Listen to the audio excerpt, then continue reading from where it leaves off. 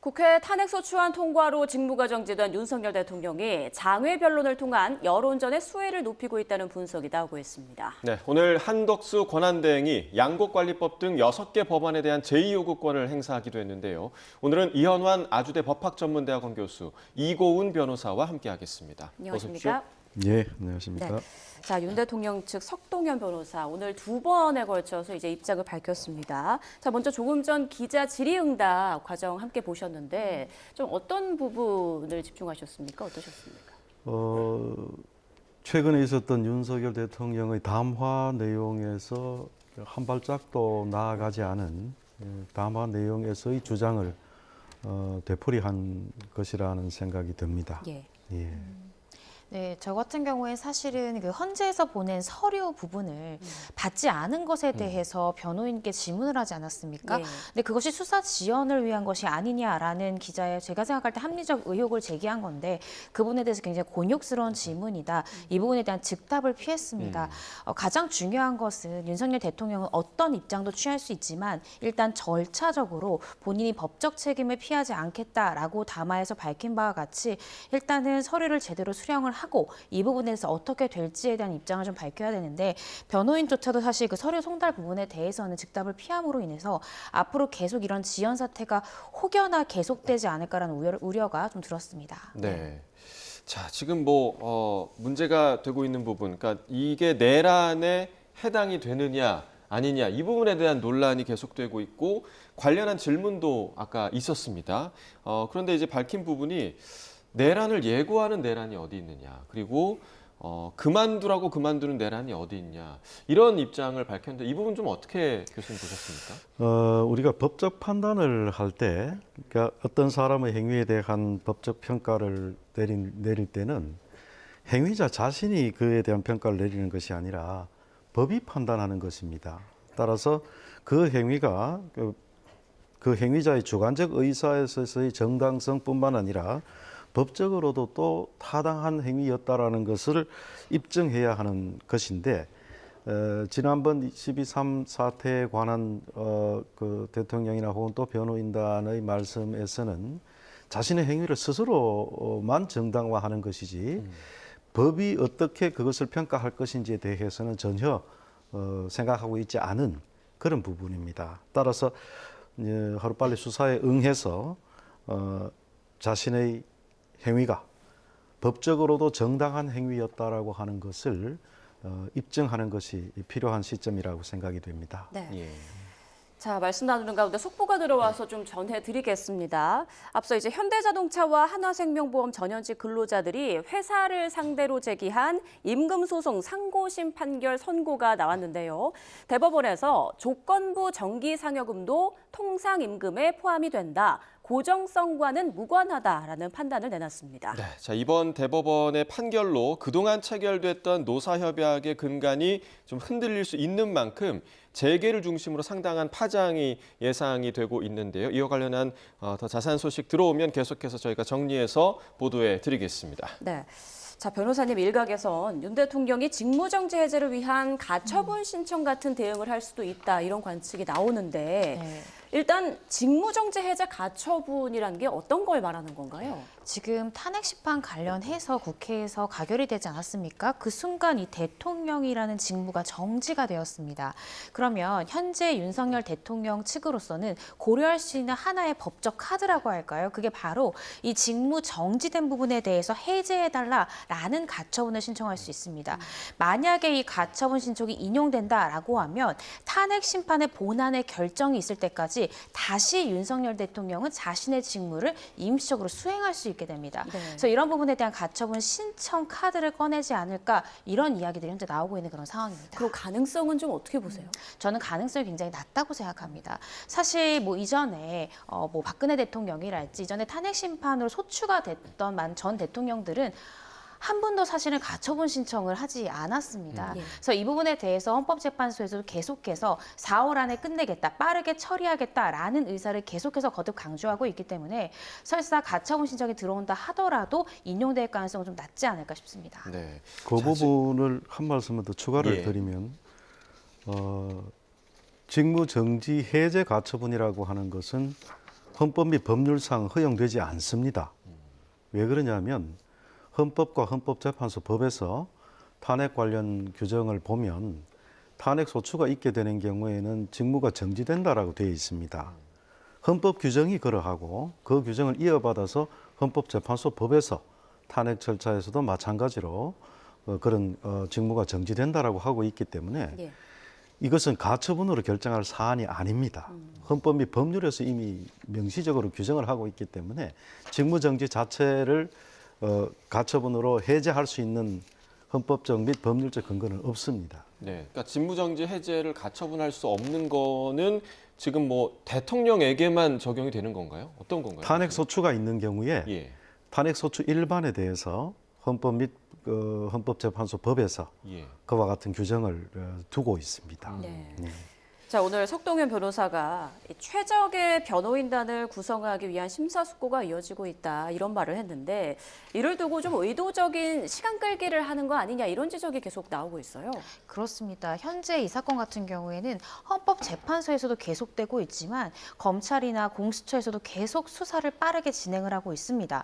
그리고 압수수색 또한 이제 경찰에서 진행을 하고 있는데 지금 윤석열 대통령 측 그 모든 절차에 이행을 하고 있지 않은 그런 상황입니다. 예. 경찰이나 혹은 검찰, 공수처의 수사 요구, 그 조사 소환 요청에 대해서도 현재 거부를 하고 있고요. 그렇게 해서 2차 소환까지 이어지고 있고 또 이 대통령실에 대한 압수수색 영장 또한 벌써 두 번째나 지금 집행이 실패되고 있는 그런 상황입니다. 그리고 헌재 관련 서류들도요 계속 송달받고 있지 않아서 물론 윤석열 대통령 측 입장에서는 변호인단을 꾸리기 위해서 그렇다라고 하지만 저는 좀 법조인으로서 약간 이해가 되지 않는 부분은 변호인단을 변호인단을 꾸린다라는 것과 압수수색 절차에 대해서 협조하지 않는 것이 무슨 어떠한 부분이 있는가 그런 부분 좀 의문이 되고요. 뿐만 아니라 이 소환 일정도 조금 연기를 해달라. 그럼 대략 언제까지는 내가 변호인단을 꾸려서 출석하겠다라고 충분히 일정을 조율할 수 있습니다. 근데 그 정확한 일자를 말하지 않은 채로 일단은 소환을 할 수가 없다. 소환 조사, 소환 요청에 응할 수 없다라는 입장을 밝힌다면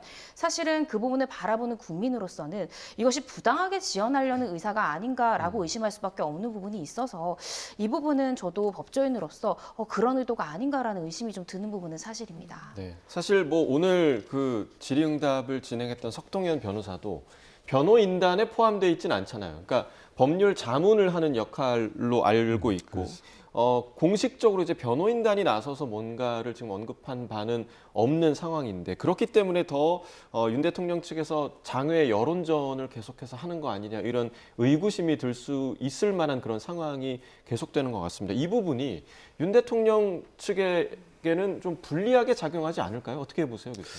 저는 그 석동현 변호사의 그 말씀을 들으면서 느낀 것이 결국 이것은 국민들에게 소통하기 위한 한 방법이라는 것으로 말씀을 하셨는데 예.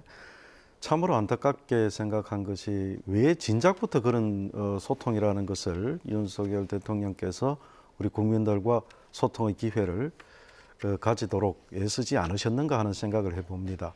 12.3 사태를 거친 후에 자신의 행위가 타당했다라고 하는 것을 증명하고 또 많은 사람들에게 알리기 위해서 그런 말씀을 하시는 것 같은데 이것은 우리 국민들에게도 결코 말처럼 그렇게 받아들여지지는 않을 것 같다는 생각이 듭니다. 네.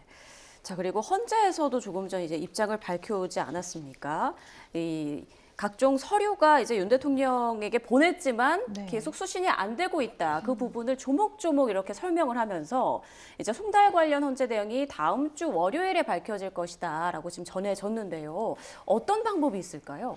지금 인편으로도 하고 있고요. 예. 우편으로도 지금 계속해서 전달을 시도하고 있습니다. 뿐만 아니라 이 전자문서를 통해서도 송달을 시도를 하고 있습니다.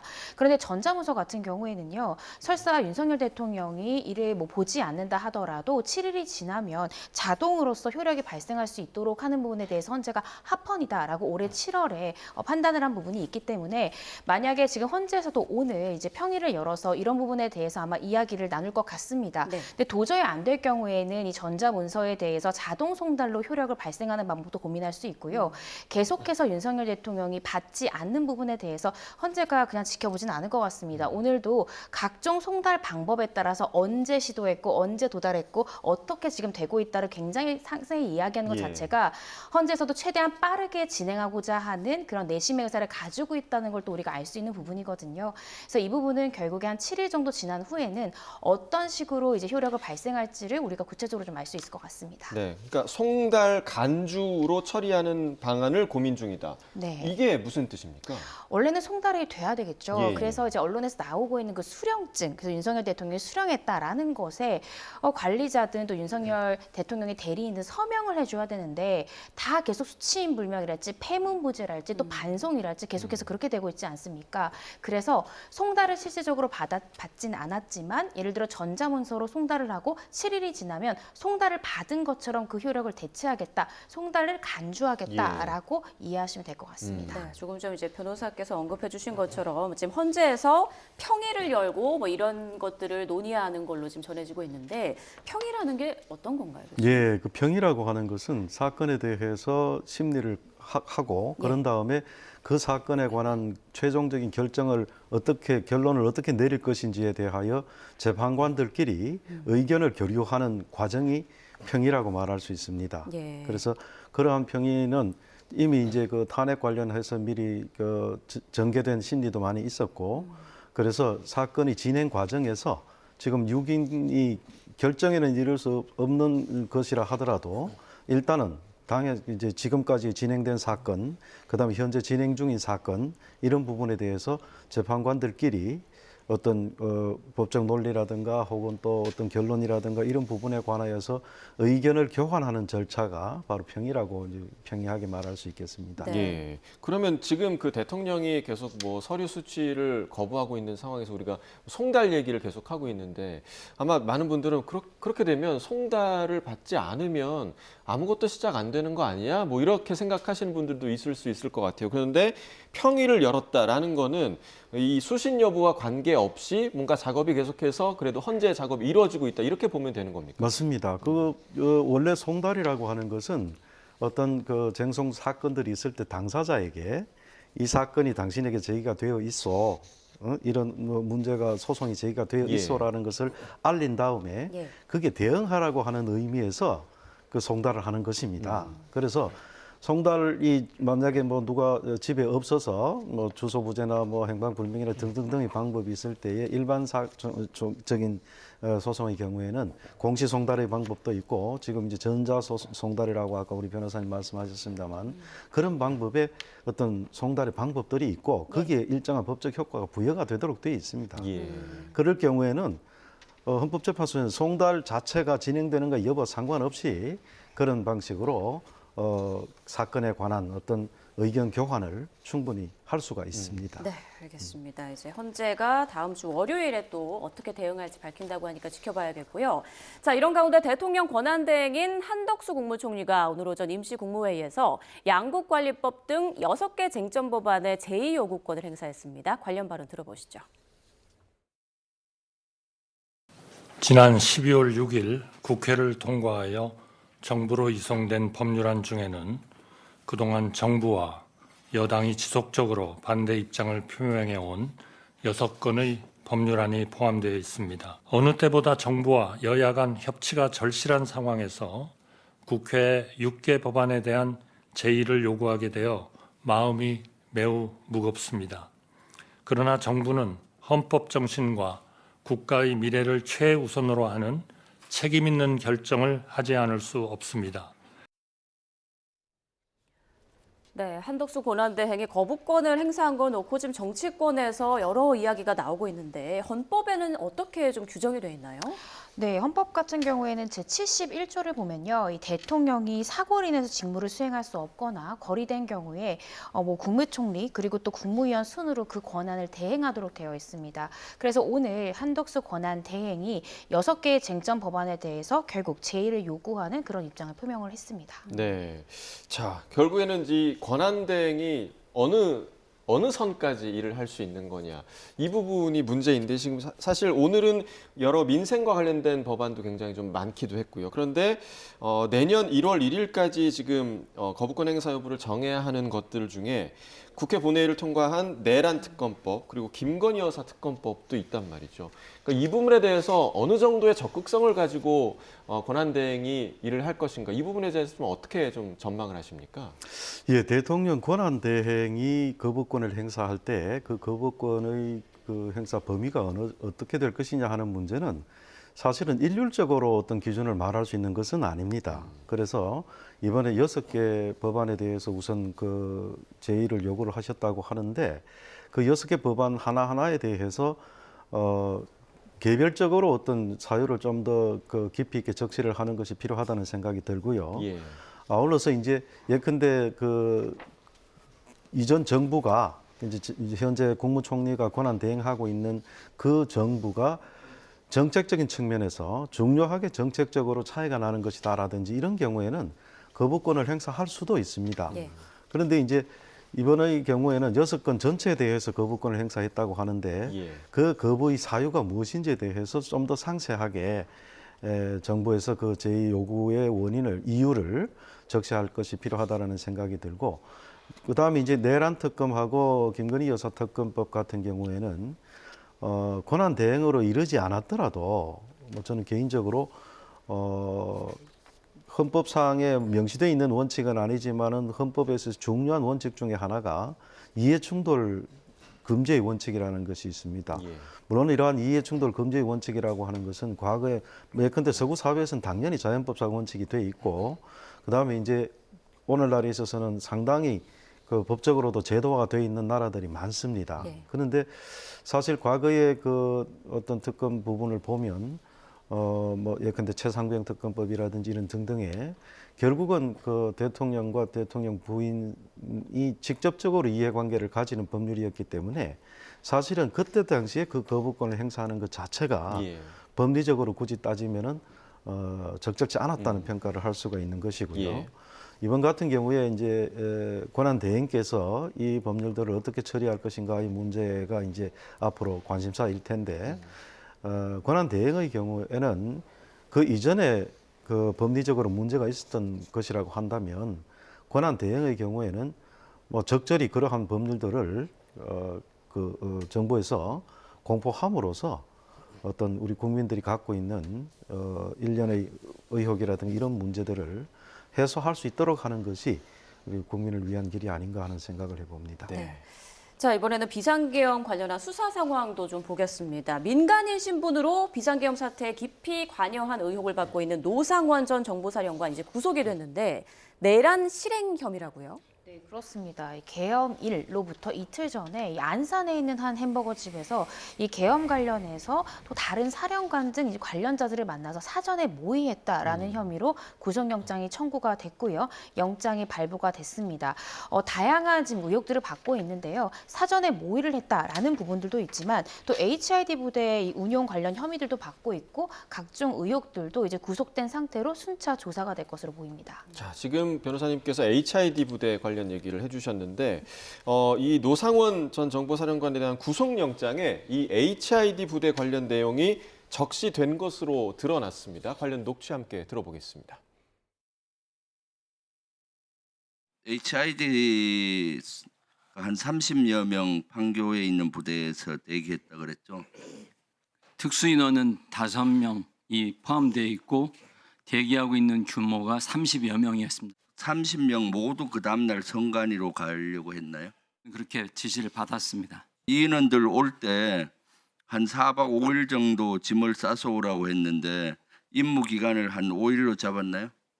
상부에서 지시받기를 며칠 정도 대기할 수 있다라는 그 뉘앙스로 제가 지시를 받았고 며칠 정도 생활할 수 있는 준비를 해 오라고 제가 지시를. 자, 교수님, 이 그 HID 부대가 뭔지를 일단 알아야 될 것 같은데 요즘에는 원래 이렇게 HID 부대라고 요즘에는 이 명칭을 쓰진 않고 있죠? 그렇다고 예, 합니다. 예. 사실 저도 뭐 군의 조직에 대해서는 별로 아는 바가 없어서 최근에 와서 이제 여러 그 언론들이나 이를 통해서 예. 알게 됐습니다만 그 과거에 북파공작원 부대 이렇게 예. 이제 있었고 그게 이제 그 부대 자체를 일반적으로 일컫는 명칭이라면 그 부대를 특정하는 명칭은 그 후에 계속 변화가 되어 왔다고 그렇게 말을 합니다. 예. 어쨌든 그 북파공작원 부대라고 하는 그 자체에서도 말을 우리가 알 수 있듯이 굉장히 특수한 부대이고 또 강력한 부대이고 그 임무 자체가 아주 일반적인 군의 어떤 역할과는 다른 방식으로 이루어지는 그런 종류의 부대라는 생각이 들었습니다. 예. 네. 자, 노상원 전 사령관 구속영장에 HID 부대를 운용한 것을 적시한 것으로 지금 전해지고 있는데 만약 이런 내용들이 사실이라면 대통령의 그 내란 혐의의 어떤 핵심 증거가 될 만하다. 그런 정황이 있다라고 볼 수 있을까요? 하나의 증거가 될 수 있습니다. 아까 말씀하셨듯이 HID 부대는 일반 부대가 아니지 않습니까? 요인 암살 등 특수 임무를 수행하는 부대입니다. 그렇다고 하면 어떠한 암살 계획이 있어서 이 요원들을 투입을 했었는지, 누구를 어떻게 무엇을 위하여 투입을 시켰던 것인지에 대한 수사가 당연히 이루어지겠죠. 그래서 노 전 사령관뿐만 아니라 아까 지금 화면에서 보셨던 그 문상원 사령관 같은 경우에도 아마 추가적으로 불러서 이 부분에 대해서 어떤 계획이 있었는지, 누구를 어떻게 이제 요원들을 전파했는지 이런 것들에 대한 수사가 일어날 거고요. 만약에 혹시나 국회 관련한 인물이나 어떤 국가의 일부 기능을 마비시키거나 누군가를 암살할 의도로 이 HID 부대를 만약에 파견한 것이다, 배치시킨 것이다 라고 하면 이것은 내란 혐의를 더 짙게 하는 하나의 증거가 될 수 있기 때문에 이 부분을 좀 철저히 수사를 해봐야 될 것 같습니다. 네. 자, 이 노상원 전 사령관, 그러니까 전역한 지금 사령관인데 민간인 신분으로 이런 계엄에 함께 참여를 했다. 이 부분이 좀 논란이 되고 있는데 법적으로 좀 어떻게 좀 보고 계십니까? 저는 늘 주장했듯이 우리가 탄핵 절차에서 그 핵심이 되는 요소는 바로 위법적인 비상계엄 선포를 했다 이렇게 하는 것이 되어서 그게 이제 탄핵 절차에서 주된 쟁점이 될 것이고 그 다음에 그러한 위법적인 비상계엄 선포 행위라고 하는 것을 구체적으로 사실관계를 살펴보니 이게 형법상 내란에 한다. 그게 법률적인 차원에서의 판단이 됩니다. 그래서 그러한 의미에서 형사적 절차로서의 내란에 대한 수사는 계속 이어질 것이고 예. 거기에서 예컨대 지금 현재 민간인까지도 포함이 되어서 내란이라고 하는 행위 전체에 뭐 그 구체적인 행위자라든지 뭐 이런 또 작전 계획이라든지 이런 등등이 전개가 됐는데 이제 중요한 것은 뭐냐면 바로 이제 이러한 그 행위자들하고 윤석열 대통령하고의 어떤 연결점이 있느냐. 그 이제 연결되는 고리가 어떤 것이 있느냐 하는 것이 밝혀지는 것이 매우 중요한 부분입니다. 실제 많은 부분들의 지금 현재 국회에서의 증언이라든지 혹은 또 여러 가지 수사기관에서의 진술이라든지 이런 거는 전부 예컨대 어디로부터 지시를 들었다 이렇게 이제 본인이 이제 그 말하는 것이고 그 예컨대 뭐 대통령으로부터 이런 말을 들었다라는 말을 또 그 어떤 사령관이 그런 말을 했는데 그 부분조차도 그렇다면 대통령이 그런 말을 한 것이 정확한 것이냐에 관한 또 조사가 이루어져야지. 그 다음에 이제 내란의 범위에서 어느 범위까지 어떤 처벌의 그 범위가 정해질 수 있는 그런 사안이다 이렇게 얘기를 할 수 있겠습니다. 네. 자, 그리고 수사 관련해서 이제 검찰과 경찰 공수처가 경쟁적으로 진행하던 수사가 특히 윤 대통령에 대한 내란 혐의 수사가 공수처로 일원화되지 않았습니까? 이와 관련해서 이제 검찰 내부에서는 엄청나게 반발을 하는 것으로 알려지고 있고 또 일각에서는 공수처가 제대로 수사를 할 수 있겠느냐 이런 의구심도 가지는 것 같더라고요. 네, 그렇습니다. 그러니까 검찰 내부에서는 사실은 중요 인물들을 이미 검찰은 신병을 확보하고 있습니다. 네. 김용현 전 장관 같은 경우에도 구속한 상태로 조사를 계속해서 검찰에서 진행을 했기 때문에 관련 뭐 인적 증거랄지 물적 증거를 아마 가지고 있을 것이고요. 또 여인영 반척 사령관 같은 경우에도 직접 구속을 했기 때문에 이 굉장히 핵심 진술을 하는 사람들에 대한 진술 증거를 가지고 있는 게 검찰이지 않습니까? 따라서 마지막 그 퍼즐의 한 퍼즐을 맞추기 위해서는 결국 윤석열 대통령에 대한 조사가 필수적인데 이것만 떼어서 공수처로 보내는 것이 과연 이 수사 절차상 이것이 타당하고 효율적인 것인가에 대해서 검찰 내부에선 반발이 있을 수밖에 없고요. 뿐만 아니라 지금 현재 결국에는 윤석열 대통령을 공수처에 수사를 하더라도 기소권 자체는 또 검찰이 가지고 있기 때문에 이게 너무 형식적인 뭐 이첩이 아니냐라는 또 이야기가 나올 수 있습니다.